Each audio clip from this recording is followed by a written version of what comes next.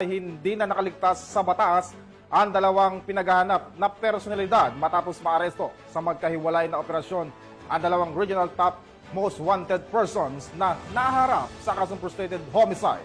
Police Master Sergeant J. Ford Junicio sa balita.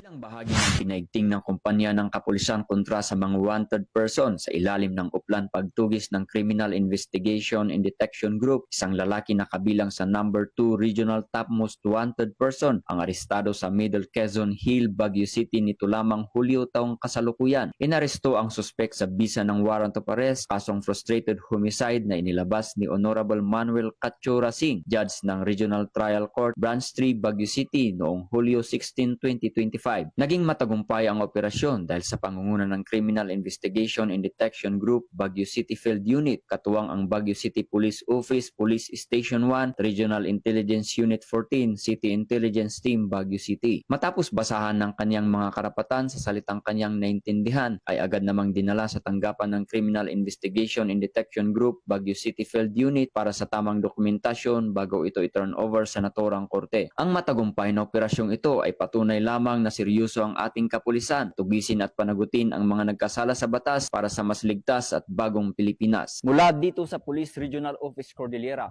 ako ang inyong PNN Correspondent, Police Master Sergeant J. Ford Junicio, alagad ng batas, tagataguyod ng Balitang Pulis.